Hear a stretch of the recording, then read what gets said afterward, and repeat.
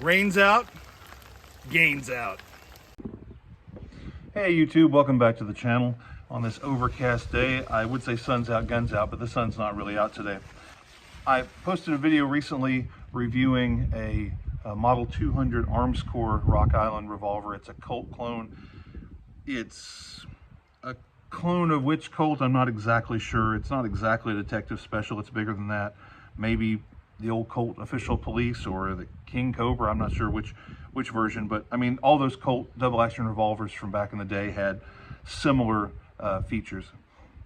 Anyway, this particular one is, it's parkerized all over. It's got this parkerized finish. I took it to the range. It actually shot good groups. It, you know, had a lot going for it, but you may recall from that video that it had the trigger, the double action trigger was a little rough sometimes.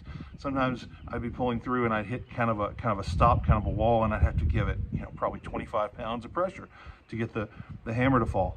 And I discovered that that really happened on some chambers more than others. In particular, it was one chamber out of the 6 where it happened most often. And so I speculated, well, if I were a skilled gunsmith, which I'm not, you know, I'm not skilled enough to get into the lock work on a double action revolver and do it any good. But if I were a skilled gunsmith, I would take this all apart and I would sort of smooth up everything, stone it, do some grinding on it, polishing, whatever, put some grease in there, reassemble all of it, and I'd probably have a very smooth double action trigger pull. Or I could send it off to Cylinder and Slide or somebody like that to smooth it up. Well, obviously, you're not going to spend $500 having a gunsmith smooth up the pull on a $200 pistol, right? That doesn't make any sense. But what I've been doing, while I've still got this revolver in my care before I have to return it, I thought, well, what if I were to dry fire it a great deal? Would that smooth out the trigger? Would it smooth out in use? Because so many of these old double action revolvers will, and new ones too, will smooth up in use. And if you get an old one that's had thousands of rounds through it, sometimes it has a really smooth trigger, much smoother than a brand new one. And so I've dry fired this a few hundred times, just, you know, very deliberately, while I'm, you know, doing some, watching TV or something.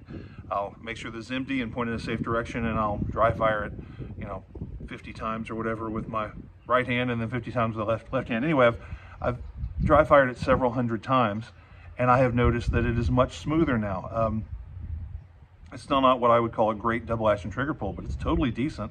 And that one chamber that kept giving me the hangups doesn't really anymore. I can't induce that same problem even when I try. So if you have one of these, or if you get one of these, or you're thinking about getting one of these, you might dry fire it. If you don't feel comfortable dry firing, you can just put snap caps in there so that the blow of the hammer is cushioned every time. I didn't bother. I don't think it's going to hurt this thing at all. But and of course, dry fire practice can be good for you anyway. It can be something good to do. Be safe about it. But yeah, if you dry fire this thing maybe a few hundred times, I think you'll find that it smooths up quite a lot. The snubby, what was that, Model 206, the other Armscor revolver that I reviewed recently, did not have the same problem. It had a reasonably smooth trigger pull. It didn't hang up anywhere.